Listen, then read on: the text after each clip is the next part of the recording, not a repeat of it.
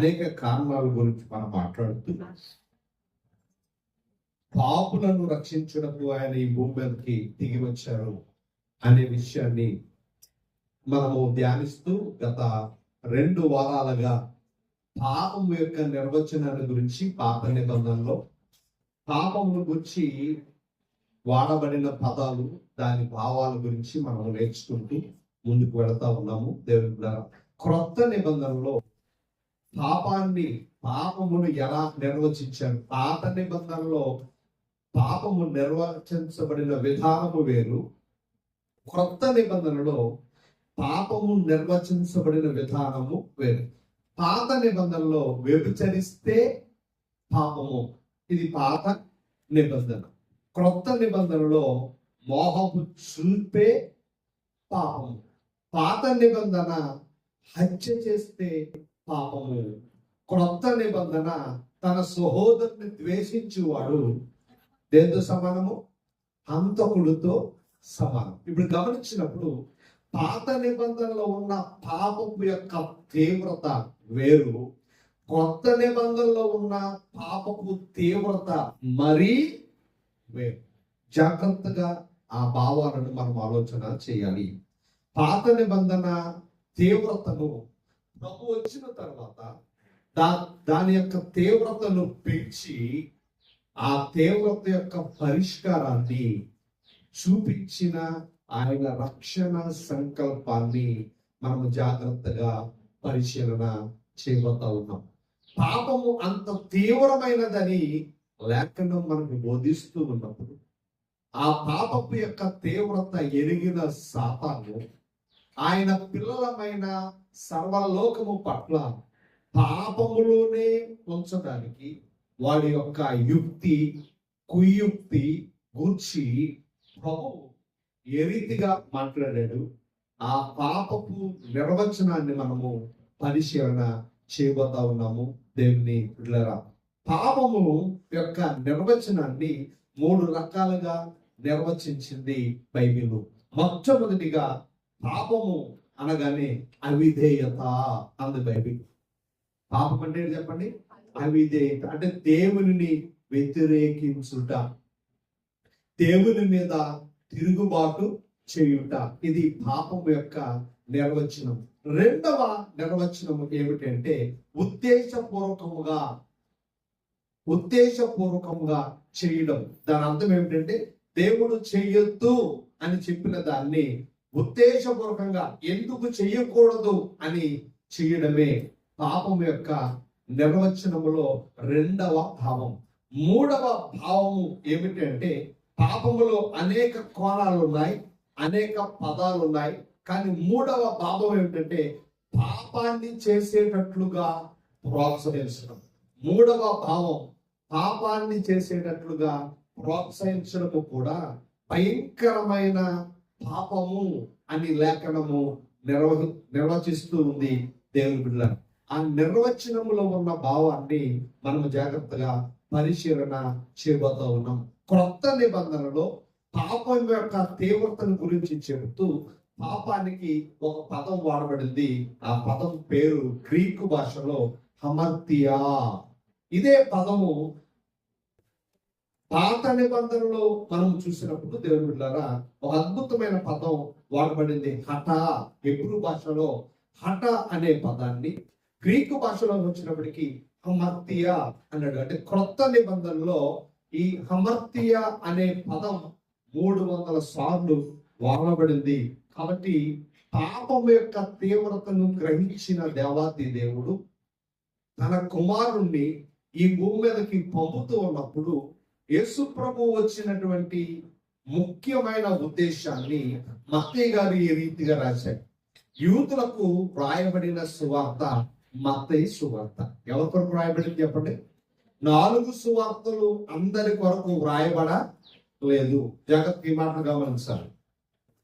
4 సువార్తలు సర్వలోకానికి ఇవ్వబడిన, కానీ దానిలో రాయబడిన ఉద్దేశం మత్తయి ఏ ఉద్దేశంతో రాశాడు అంటే యూదులను ఉద్దేశించి మత్తయి తన సువార్తను రాశాడు. అందుకనే యేసు ప్రభు యొక్క ఆగమనాన్ని, ఆయన ఈ భూమి మీదకి అవతరించిన విధానాన్ని నొక్కి చెబుతూ ఏమన్నాడు అంటే మత్తయి సువార్త 1వ అధ్యాయం 21వ వచనంలో ఈ రీతిగా రాయబడింది. మీరు ఇంటికి వెళ్ళి చదువుకోండి. ఏమంటాడంటే తన ప్రజలను వారి పాపముల నుండి, తన ప్రజలంటే ఎవరు? యూదులు, యోధా జాతి గురించి నిర్వచిస్తూ ఉన్నాడు మత్తయి గారు. మత్తయి గారు యేసు ప్రభు యొక్క ఆగమనాన్ని, ఆయన మొదటి రాకడను గురించి మాట్లాడుతూ, ఆయన ఈ భూమి మీద నరశరీరధారిగా జన్మ ఎత్తిన విధానాన్ని గురించి వర్ణిస్తూ ఏమంటూ ఉన్నాడంటే తన ప్రజలను వారి పాపముల నుండి ఆయనే రక్షించెను గనుక ఆయనకు యేసు అనగా రక్షకుడు అని సంబోధిస్తూ ఉన్నాడు. జాగ్రత్తగా ఈ మాటలు గమనించాలని దేవుని బిడ్డలారా. యేసు, ఆయన ఎందుకు యేసు అంటే తన ప్రజలను వారి పాపముల నుండి ఆయనే ఏం చేస్తాడు? రక్షిస్తాడు.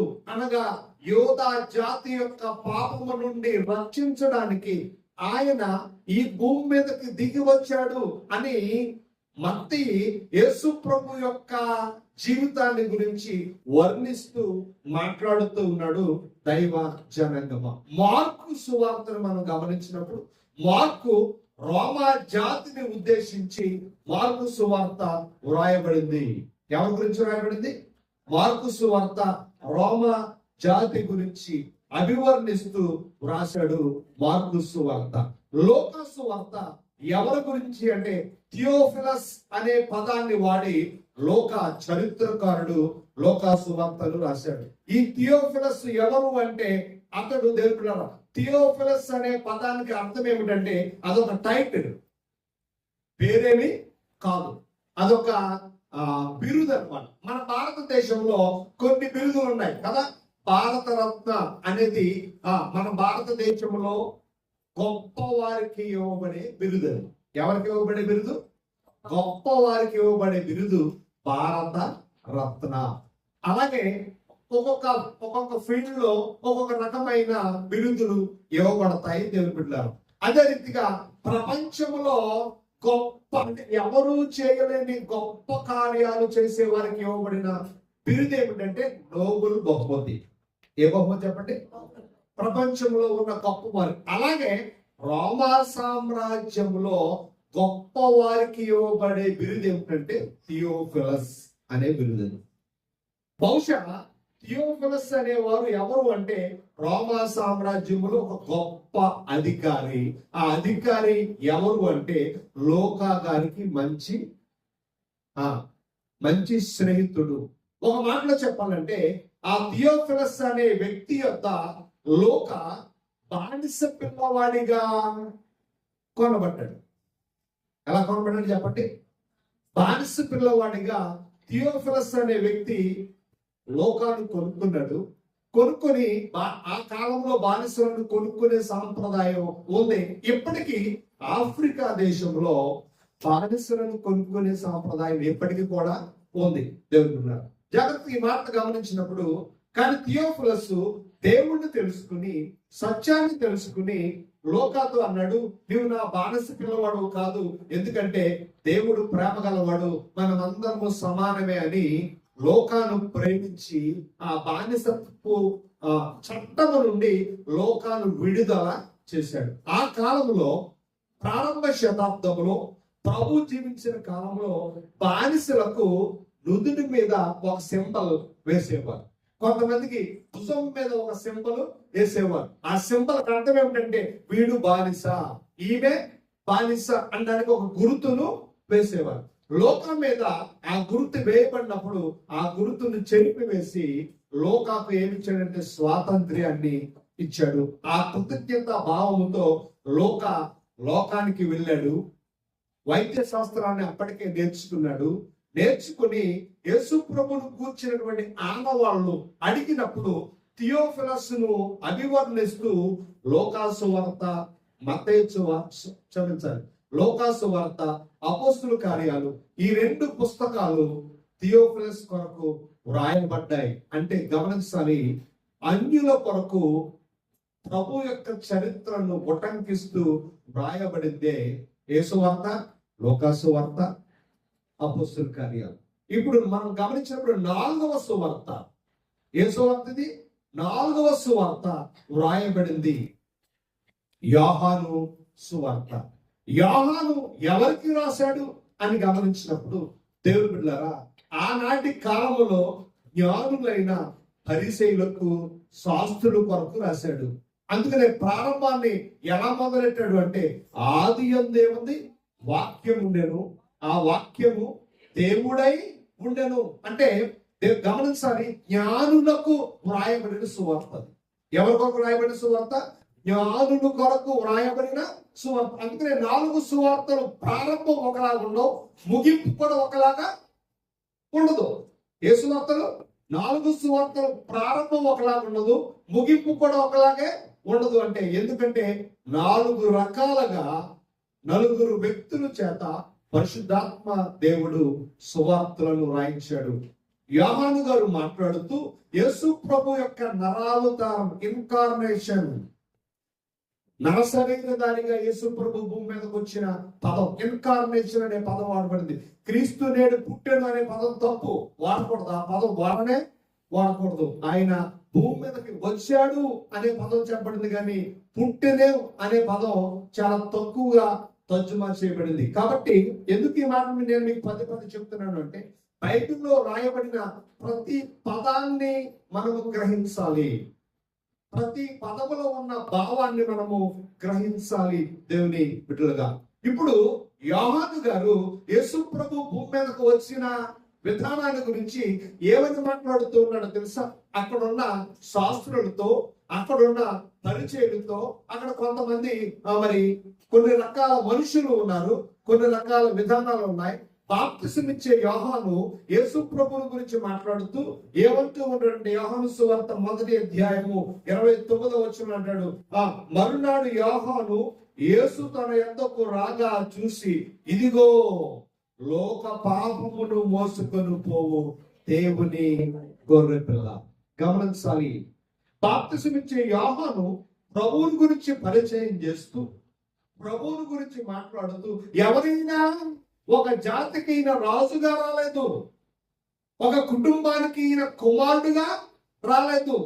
యేసేపు మరియల కుమారుడు ఈయన అనుకుంటున్నారేమో మీరు, లేదా యోధా జాతికి రాబోయే రాజు అనుకుంటున్నారేమో. కాదు, ఈయన ఒక జాతికి, ఒక కుటుంబానికి, ఒక మతానికి చెందినవాడు కాదు. ఈయన లోక పాపములు మోసుకుని పోయే దేవుని గొర్రెపిల్ల. జాగ్రత్తగా ఆ మనసులో ఉన్న భావాన్ని మనం గమనించాలి. అంటే లోక పాప భారాన్ని తీసివేయడానికి ప్రపంచంలో ఎవరు ఇంతవరకు రాలేదు, ఈయన మాత్రమే దిగి వచ్చాడు. ఆ మాటలో ఉన్న భావాన్ని మనం గమనించాలి. అంటే పాపం యొక్క తీవ్రత ఎంత ప్రాముఖ్యమైనదో, పాపాన్ని గురించి బైబిల్ ఏ రీతిగా నిర్వచించిందో మనము పరిశీలన చేయాలి. దేవుని పిల్లలుగా యేసు ప్రభు ఎవరయ్యా అంటే, యేసోపు వంశానికో మరియ కుటుంబానికో చెందినవాడు కాదు, యోధా జాతికో యోధా గోత్రానికో చెందినవాడు కాడు. బెత్లెహేమీయుడుగా ఆయన పిలువబడ్డాడు, నజరేయుడుగా ఆయన పిలువబడ్డాడు, ఇశ్రాయేలు చరిత్రలో ఆయన గొప్పవాడిగా పిలువబడ్డాడు. కానీ ఎవరయ్యా ఆయన అంటే, లోక పాపములు మోసుకొని పోయేవాడు. గమనించాలి దేవుని బిడ్డలారా, పాపాన్ని గురించి బైబిల్ ఏమని మాట్లాడుతుందంటే, క్రొత్త నిబంధనలో హమర్తియా ఈ పదం 300 సార్లు వ్రాయబడింది. ఆ మాటకు అర్థం ఏంటంటే గురి తప్పుట. ఏ తప్పుట? గురి తప్పుట. మీరు గమనించాలి, చాలా సందర్భాల్లో ఫుల్ గా తాగినోడు ఎవరు నడుతాడు, బాగా తాగేసినాడు ఎవరు నడుతాడు, కరెక్ట్గా వెళ్తాడా? ఒక్కటింకలు తిరిగి, అంటే వెళ్ళవలసిన మార్గంలో సరిగ్గా వెళ్ళడు. ఎందుకు? లోపల ఇంకొకడు ఉన్నాడు కాబట్టి. మీరు గమనించాలి, అంటే లోపల ఇంకొకడు ఉన్నాడు కాబట్టి గురిగా వెళ్ళవలసిన వాడు అలా కాళ్ళలో పడిపోతాడు, ఇలాగో ట్రైన్ లో పడిపోతాడు, అవసరమైతే అలా లారీ కింద కూడా చెప్పాలి వెళ్ళిపోతాడు. కారణం ఏమిటి? వాడిలో త్రాగుడు ఉంది కాబట్టి. అలాగే పాపము ఎప్పుడైతే మనిషిలోనికి ప్రవేశించిందో, మనిషి దేవుని మార్గంలో వెళ్ళవలసిన వాడు మార్గాన్ని తప్పిపోయాడు. ఇది క్రొత్త నిబంధనలో పాపాన్ని గురించి నిర్వచించబడిన పదం. పాపము అనగా దేవుని బిడ్డలారా గురి తప్పుట. రెండవ పదం మరొక రీతిగా వాడబడింది పార్నేలియా. ఈ పార్నేలియా అనే పదానికి అర్థం ఏంటంటే అవినీతి, అంటే నీతిని తప్పించుట. నీతి, అవినీతి. ఈ పార్నేలియా అనే పదానికి అర్థము దేవుని బిడ్డలారా అవినీతి. రెండవది ఏమిటి అంటే కుళ్ళు. ఏంటి చెప్పండి? జలసీ అన్నాం ఇంగ్లీష్ లో. జలసీ అంటే కుళ్ళు. జలసీ పంట కదా, ఈ మనిషికి కుళ్ళు ఎక్కువ అంటారు కదా. ఏమెక్కువ? కుళ్ళు ఎక్కువ. ఎంత కుళ్ళో కడుపు ఉబ్బరం అంటారు. ఏంటో ఏ ఉబ్బరం అంట? కడుపు ఉబ్బరం, కుళ్ళు మొత్తాను, వాసని స్వభావం, జలసీ అంటాము దేవుని బిడ్డలారా. మూడవది గమనించాలి, జాగ్రత్తగా మనం ఆలోచన తరచుగా వాడబడే పదం సమస్యలను సృష్టించుట. ఏం సృష్టించడం చెప్పండి? ఇతరులకు, చాలా మంది ఏం చేస్తారంటే వాళ్ళు ఇతరులకు సమస్యలను సృష్టిస్తారు. ఈ మూడు కోణాలు ఎవరిలో ఉన్నాయి? సాతానులో ఉన్నాయి. ఎవరిలో ఉన్నాయి చెప్పండి? ఒకటి, వాడు అవినీతి పరుడు. వాడు దేవుని గురిని తప్పిపోయాడు కదా. గురి తప్పిన వాడు ఎవరు? సాతాను. రెండవది వాడు ఎవరు? అవినీతి, అంటే దేవుని క్రమాన్ని పాడు చేసేవాడు. మూడవది సాతానులో ఉన్న మూడవ ప్రమాదకరమైన లక్ష్యం ఏమిటంటే సమస్యను సృష్టిస్తాడు. ఏం చేస్తాడు చెప్పాలి? జోళ్ళు దాసి ఏం చేశారు? ఇప్పుడు బాగా చెప్పాలి. సంఘానికి ఏం సృష్టించారు? సమస్యను సృష్టించే స్వభావం ఎవరికి వచ్చింది? Very good. గమనించాలి, జాగ్రత్తగా గమనించాలి. పాప ఆ సమస్య క్రియేట్ చేసి కూడా చాలా మంచాడు, కానీ ఆడు ఏం చేశాడు? సాతాను చేతిలో కీలుబొమ్మగా మారిపోయాడు. మీరు గమనించాలి, మనము కూడా చాలా సందర్భాల్లో సాతాను చేతిలో కీలుబొమ్మగా మారిపోయి సంఘాన్ని పాడు చేస్తాము, సంఘాన్ని గలిబిలి చేస్తాము, సంఘాన్ని ఇబ్బందులు పాలు చేస్తాము, కుటుంబాన్ని పాడు చేస్తాము, కుటుంబాన్ని గలిబిలి చేస్తాము, సేవకుడిని పాడు చేస్తాము, సేవకుడిని గలిబిలి చేస్తాము, కుటుంబాలని నాశనము. దానికి కారణం ఏమిటి? సాతాను స్వభావము. ఏ స్వభావం చెప్పాలి? సాతాను స్వభావము. జాగ్రత్త మనం ఆలోచన చేయాలి. దైవ జనాంగమా, కొత్త నిబంధనలో పాపము అనగా నీవు గురి తప్పటము, రెండవది అవినీతి, మూడవది సమస్యను సృష్టించుట. ఏం సృష్టించుట? సమస్యను సృష్టించుట. ఈ మాటలు మనము జాగ్రత్తగా ఆలోచన చేసినప్పుడు, అందుకనే ప్రభు పరలోక ప్రార్థనలో ఒక అద్భుతమైన పదాన్ని వాడాడు. పరలోక ప్రార్థన శిష్యులకు నేర్పిస్తూ, ఎవరికి నేర్పిస్తూ? శిష్యులకు నేర్పిస్తూ ఆ పరలోక ప్రార్థనలో ప్రభు ఒక పదాన్ని వాడాడు. ఆ పదాన్ని వాళ్ళకి నేర్పించాడు. ఏమిటా పదం అంటే మత్తయి సువార్త 6వ అధ్యాయము 11వ వచనం అన్నాడు, మమ్మల్ని శోధనలోనికి తేక దుష్టుని నుండి తప్పించబడి కీడు నుండి తప్పించు. కీడు చేసే వాళ్ళు మన చుట్టూ ఉన్నారు. కీడు చేసే వాళ్ళు బంధువులు ఉంటారు, కీడు చేసే వాళ్ళు స్నేహితులు ఉంటారు, కీడు చేసే వాళ్ళు సహోదరులు ఉంటారు. కాబట్టి మనం ఏమైనా ప్రార్థన చేయాలంటే, కీడు చేసేవాడి నుండి నన్ను తప్పించు నాయనా, కీడు చేసే స్నేహము నుండి తప్పించు, కీడు చేసే బంధము నుండి తప్పించు, కీడు చేసే వ్యక్తుల నుండి తప్పించు అని ప్రార్థించమని ప్రభువు శిష్యులకు ప్రార్థన నేర్పించాడు. దాని అర్థం ఏంటంటే కీడు చేసే స్వభావం కలిగిన వారు సంఘములో ఉంటారు, కీడు చేసే స్వభావం కలిగిన వారు సమాజంలో ఉంటారు, కీడు చేసే స్వభావం కలిగిన వారు మన ఇంటిలో చెప్పండి ఉంటారు. మనం ఏం చేయాలి? ఇప్పుడు చెప్పాలి, ఏం చేయాలి? కీడు చేసేవాడు పక్కనే ఉన్నాడు, రాజుగారు ఏం చేయాలి? ప్రార్థన చేయాల? చెప్పండి, పక్కన ఏం చేయాలి? ప్రార్థన చేయాలి కదా. ఇంకా భరించాలి. అది ఒక మాటలో చెప్పండి, ఏం చేయాలి? భరించాలి. ఎవరిని? కీడు చేసేవాడిని. అంతేగాని రివర్స్ లో దెబ్బలాటకి వెళ్ళకూడదు. కీడు చేసేవాడిని భరించాలి. అందుకని ప్రభువు చూపిన మాదిరి. కీడు చేసేవాడు ఎవడో ఇస్కరియోతు యోధా ఏం చేశాడు? ఆ 10 మందిని పిలిచి వీడు కీడు చేయబోతున్నాడు అని పబ్లిక్ లో ఆ పేరు ఏమైనా అనౌన్స్ చేశాడా? చెప్పాలి. అదే ఛాన్స్ మనకు వస్తున్నాం. పబ్లిక్ లో అనౌన్స్ చెప్తారు వీడు కీడు చేసేవాడు రండి. గమనించాలి దైవ జనాంగం కూడా. బావగారు ఆ పేరు ఎందుకు చెప్పలేదు తెలుసా? ఆయన వాక్యాన్ని ఫాలో అవుతున్నాడు. పేరు చెప్పడం 2 నిమిషాలు పని. కీడు చేసేవాడు పేరు ఎప్పుడు చెప్పకూడదు. ఆయన్ని భరించడమే క్రైస్తవ జీవిత పరమార్థం. క్రైస్తవ జీవిత పరమార్థం ఏంటి? కీడు చేసేవాడిని భరించాలి. కీడు చేసేవాడు ఎవడు? వాడు కాదు, వాడులో ఉన్న సాతానుని భరించాలి. ఎందుకు భరించాలి? గోధుమల మధ్యలో వాడు ఎవరిని విత్తాడు? వెంకుడు గులుకను విత్తాడు. అంటే సంఘములో సేడ పురుగులు ఉంటాయి. సంఘము సేడ పురుగులను భరించాలి. ఏం చేయాలి చెప్పండి? సంఘం ఏం చేయాలి? చీడ పురుగులను భరించాలి. హాని చేసేవారిని భరించాలి. కీడు చేసేవారిని భరించాలి. అది సంఘ నియమము, అది సంఘ క్రమము. అందుకనే ప్రభు అన్నాడు, ఇవన్నీ చెయ్యాలంటే నీవే ఉండాలి తెలుసా? ప్రేమ ఉండాలి. అందుకనే అన్నాడు, ఏముండాలి చెప్పండి? ప్రేమ ఉండాలి. కీడు చేసిన వాడిని భరించడం మామూలు విషయం కాదు. మనల్ని ఇబ్బంది పెట్టేవాడిని భరించడం సామాన్యమైన విషయము కాదు. అందుకని అన్నాడు పౌలు గారు కొరింథీ సంఘానికి రాస్తూ అన్నాడు, కొరింథీ సంఘమా, మీలో చాలా రాజకీయాలు ఉన్నాయి, మీలో చాలా గొడవలు ఉన్నాయి, మీలో చాలా ఇబ్బందులు ఉన్నాయి, మీకు జ్ఞానం ఉంది, డబ్బు ఉంది, కాబట్టి మీరు పని చేయండి, ప్రేమ కలిగి ఉండటకు ప్రయాసపడండి అన్నాడు 14వ అధ్యాయంలో. కొరింథీయులకు రాసిన మొదటి పత్రిక 14వ అధ్యాయం 1వ వచనం అన్నాడు. ఏమన్నాడు? దేని కొరకు ప్రయాసపడాలి? ప్రేమ కలిగి. ఎందుకు?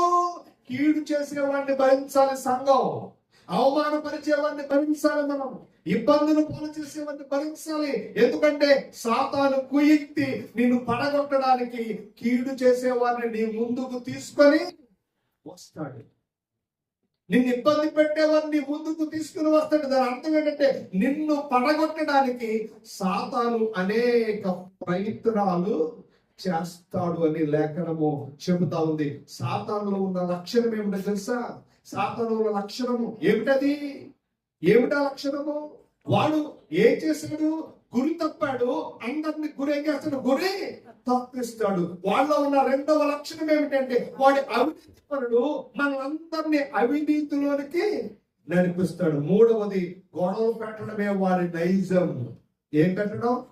గొడవలు పెట్టడమే వారి నైజం. కాబట్టి సంఘములో గొడవలు పెట్టడానికి కొంతమంది వ్యక్తులను వాడు లేపుతాడు.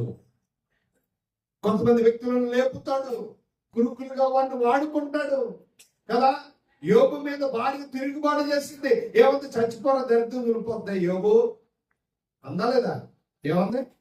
నువ్వు చస్తే దరిద్రము, దూషించి మరణము కమ్ము. మన భాషమేంటి? దేవుడి తిట్టేసి చచ్చిపోరా బాబు, దరిద్రం నిలిపోద్దని అర్థం. కానీ యోబు అన్నాడు, ఎవరిని కీడు చేసేవారిని, దోషణ మాటలు మాట్లాడేవారిని, అవమానపరిచేవారిని, ఏం చేసేవారిని?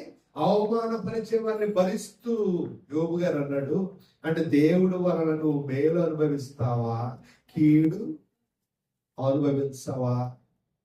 చెప్పులు దాచేయడం అంటే కీడే. ఏం చేయకూడదు? మనం అనుభవించాలి. అనుభవించాడు ఆయన. అంతా పేరావని చెప్పలేదు. ఎంత గొప్ప ఆదర్శవంతమైన విశ్వాస జీవితం. కీడును అనుభవించాలి. దేవుని కొరకు కీడును అనుభవించాలి. దేవుని కొరకు బాధను అనుభవించాలి. దేవుని కొరకు నిందను అనుభవించాలి. దేవుని కొరకు అవమానాన్ని అనుభవించాలి. దేవుని బిడ్డలారా, మనం ఆలోచన చేయాలి, మనల్ని మనము పరిశీలన చేసుకోవాలి. సాతాను కొంతమందిని తప్పు చేయడానికి, పాపములో పడవేయడానికి, మనల్ని పాడు చేయడానికి వాడు చురుకైన పాత్ర వహిస్తాడు. చాలా స్పీడ్ గా ఉంటాడు. ఎవరో? సాతాను మనకంటే చాలా స్పీడ్ గా ఉంటాడు. వాడు చాలా స్పీడ్ గా ఉంటాడు. మనల్ని పాడు చేయడానికి, మన భక్తి జీవితాన్ని పతనము చేయడానికి, మన విశ్వాస జీవితాన్ని నాశనము చేయడానికి వాడు ఎక్కువగా ప్రయత్నాలు చేస్తూ ఉంటాడు. దేవుని బిడ్డలారా, అందుకని యేసు ప్రభు సాతాను గురించి మాట్లాడుతూ, పాపాన్ని గురించి మాట్లాడుతూ ఒక అద్భుతమైన మాట యోహాను సువార్తలో చెప్పాడు. యోహాను రాసిన మొదటి పత్రికలో ఏమన్నాడో తెలుసా? యోహాను రాసిన మొదటి పత్రిక 2వ అధ్యాయము 11వ వచనం అన్నాడు, తండ్రులారా మీరు ఆది నుండి ఉన్న వారిని ఎరిగి ఉన్నారు. ఆది నుండి ఉన్నవాడు ఎవడాడు? సాతాను. కనుక మీకు వ్రాయించిన ఆది నుండి వాడుకున్నాడు. ఆది నుండి, ఆది అంటే ఆదామవ్వలను ఎలా వాడు నాశనం చేశాడో, వారి భక్తి జీవితాన్ని ఎలా పాడు చేశాడో, వాడి కుటుంబాన్ని, ఆ అందమైన ఆదామవ్వల కుటుంబాన్ని ఎలా గలిబిలి చేశాడో నీకు తెలుసు కదా. అబ్రహాము జీవితంలో, దావీదు జీవితంలో దావీదును కూడా ప్రోత్సహించాడు, అబ్రహామును ప్రోత్సహించాడు, మోషేను ప్రోత్సహించాడు, పాత నిబంధనలో ఉన్న వారందరినీ ప్రోత్సహించి వాడు విశ్వాసఘాతకులుగా మార్చడానికి ప్రయత్నము చేశాడు సాతాను.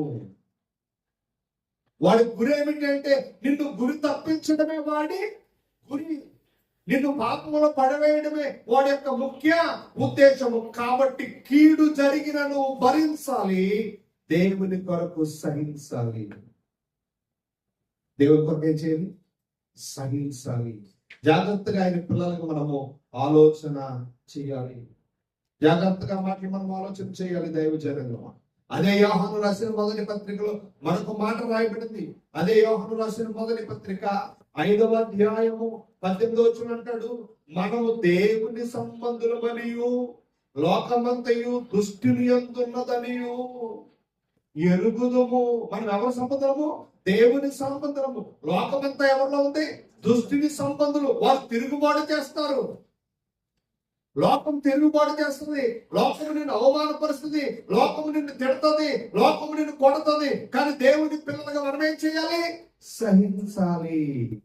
ప్రేమ దీర్ఘకాలము సహించును, ప్రేమ దీర్ఘకాలము సహించును. నాకు ఒక ఆయన పార్కర్ పెన్ ఇచ్చాడు గిఫ్ట్, 550 రూపాయలు. వెంటనే మా అమ్మాయి ఎలా తీసి చూసి 2 ముక్కలు ఎరగొట్టేసింది. ఇప్పుడు ఏం చేయలేము, నేల తీసి కొట్టలేము ఇప్పుడు కదా, ఏం చేయాలి? కానీ ఏం చేశాను, ఓ నవ్వి మళ్ళీ ఇంకో పెన్ ఇచ్చాను, ఎరగొట్టాను. ఏం చేయను? మనము దేవుని సంబంధంలో. నా బిడ్డ మీద అంత ప్రేమ ఉంది, బయట ఎరగొడితే ఏం చేతురుకున్నాడు? నా కూతురు కాబట్టి ఏమనలేదు, బయట అయితే ఏమంది? లోకం. నా బిడ్డను ఒకలాగా, బయట వాళ్ళు ఒకలాగా చూసేది లోకం. కానీ క్రైస్తవుడు ఎలా చూస్తాడు? నా బిడ్డను ఎలా చూశానో, నన్ను నేను ఎలా చూసుకున్నానో, బయట వాళ్ళని కూడా అలాగే. ఎంత క్లియర్గా రాయబడి చూడండి, మనము దేవుని సంబంధం. దేవుడు ఏం చేశాడు? పాపం చేసినోడిని ప్రేమించాడు, పాపం చేయలోనండి ప్రేమించాడు. అన్యాయం చేసినోడిని ప్రేమించాడు, అన్యాయం చేయలోనండి ప్రేమించాడు. మనం దేవుని సంబంధంలో ఉంటాయి చీడ పురుగులు, చీడ పురుగును కూడా ప్రేమించాలి. మన ప్రేమ ప్రవాహంలో చీడ పురుగు మంచి పురుగుగా మారిపోవాలి. పాపాన్ని పరిశుద్ధముగా మార్చాలి. సంఘము, లోకము ఒకటి కాదు. సంఘము దేవుని సంబంధులు, లోకము దుష్టుని సంబంధులు. దుష్టుని ఆలోచనలు వేరు, దేవుని ఆలోచనలు వేరో. ఆలోచించాలి మనము దేవుని పిల్లలుగా. హాని స్వభావము దుష్టునిది, ప్రేమించే స్వభావము దేవునిది. హాని చేసే స్వభావము దుష్టుని సంబంధులది, ప్రేమించే స్వభావము దేవుని సంబంధులది. దేవుని పిల్లలుగా మనము ముందుకి వెళ్ళాలి. సాతాను గడు ఏం చేస్తాడో తెలుసా? సాతాను గడు అద్భుతమైన మాట. సాతాను యొక్క స్వభావాన్ని గురించి మాట్లాడుతూ, పాపం యొక్క స్వభావాన్ని గురించి మాట్లాడుతూ ప్రభువు ఒక ఉపమానాన్ని చెప్పాడు లోకాసు సువార్తను. అది చదువుకుని మనం ముగింపులకు వెళ్ళిపోదాం. లోకాసు సువార్త 11వ అధ్యాయము 26వ వచనంలో ఏమని రాయబడిందంటే, వెళ్ళి తనకంటే చెడ్డమైన మరి 7 దెయ్యములను 7 ఆత్మలు వెంట పెట్టుకుని వచ్చును, అవి అందులో ప్రవేశించి అక్కడే కాపురముండును. అందుచేత ఆ మనుష్యుని కనపడి స్థితి మొదటి దానికంటే చెడ్డగా. మొట్టమొదటిగా మనిషిలో ఒక చెడు లక్షణం వస్తుంది. ఎన్నోదో చెప్పండి? ఒక చెడు ఆ చెడు ఒక లక్షణం మళ్ళీ ఎన్ని తెస్తుంది? 7 లక్షణాలను తెస్తుంది. మొట్టమొదటి ఒక లక్షణమే వస్తుంది. ఆ ఒకటి వచ్చి మరెన్ని తెస్తుంది? 7 లక్షణాలు తెస్తాడు. అంటే సాతాను గారు ఎప్పుడు మొట్టమొదటిగా ఒక విత్తనాన్ని వేయడానికి చూస్తాడు. ఏవేయడానికి? చిన్న అబద్ధమే కదా, ఆడు చిన్న దొంగతనమే కదా, చెయ్యి చిన్నది, ఒక పాపం మనలోనికి ఎప్పుడైతే వచ్చిందో అది 7 పాపాలను మనలోనికి తీసుకొని వస్తుంది. ఇది సాతాను యొక్క తంత్రం, సాతాను యొక్క కుతంత్రం. సాతాను గడు ఏం చేస్తుందో తెలుసా? నీలో పాపపు బీజాన్ని నాటడానికి ప్రయత్నము చేస్తాడు. ఒక్క దానిలో మనం పడిపోతే ఏంటొస్తాయి చెప్పండి? 7 వస్తాయి మనలోనికి. అప్పుడు మన స్థితి ఎంత ఘోరంగా ఉంటుంది అంటే పాపపు స్థితి. పాపపు స్థితిని గురించి బైబిల్ ఈ రీతిగా మాట్లాడుతూ ఉంది. సాతాను ప్రభావం మన మీదకి ఎవరైనా ఒక ప్రభావం వచ్చినట్టు దాని వెంటనే మనం ఏం చూడలేసా? ఆ సమస్యని కాదు చూడవలసింది, దాని వెనక ఉన్న సాతానుని మనము చూడాలి. ఇది సాతాను గడి పని. పలానా ఆవిడ నేను తిట్టిందని ఎవరిని చెప్పారనుకోండి, చెప్తారు, తినగొంటారు. పలానా ఆవిడ ఇలాగ వెంటనే ప్రభువా ఇది ఎవరి పని? పలానా సమస్య వచ్చింది, పలానా ఇబ్బంది వచ్చింది, దానికి కారణం ఎవరు? సాతాను. అంటే సాతాను నన్ను ఒక దాంట్లో పడేసి ఎన్ని తేవాలనుకుంటున్నాడు? 7 తేవాలనుకుంటున్నాడు. కాబట్టి మనం జాగ్రత్తలు వహించాలి. సాతాను ఏమి నేర్పిస్తాడంటే చెడునే నేర్పిస్తాడు. అప్పుడు అంటాడు, బహుశా ఎవడు చెప్పుకుంటాడు, తీరా జోడు దాచేయాలి అంటారు కదా. అప్పుడు ఎవడో చెడును నేర్పించేవాడు సాతాను. చెడును ప్రోత్సహిస్తాడు అంటాడు. అన్నాడంట. ఏంటి? ఎవడో గీయమన్నాడు, నేను గీసేసాడు.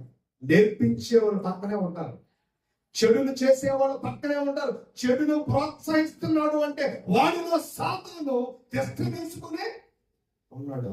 ఎవడైనా ఎవరైనా తిట్టమని చెప్పినా, లేకపోతే ఎవరైనా చిన్న జోకి, చాలా మంది ఏం చేస్తారు? ఎవరోని బలి పశువుని చేస్తారు, బలి పశువుని చేస్తారు. వాడిలో ఎవరున్నాడంటే సాతాను ఉన్నాడు. ఆమెలో ఎవరుంది? సాతాను ఉంది. గమనించాలి. చెడును ప్రోత్సహిస్తున్న వారు ఎవరైనా ఉన్నారు అంటే వాళ్ళు సాతాను సంబంధం, దుష్టుని సంబంధం. అమర్తియా గురి తప్పించడమే సాతాను యొక్క ముఖ్య ఉద్దేశం. చెడును ప్రోత్సహించడమే సాతాను యొక్క ముఖ్య ఉద్దేశం. కాబట్టి సాతాను క్రియలను లయపరచడానికి యేసు ప్రభువు వారు భూమి మీదకి దిగి వచ్చాము. తల వంచండి, చిన్న ప్రార్థన చేసుకున్నాం. ప్రేమ కలిగిన తండ్రి,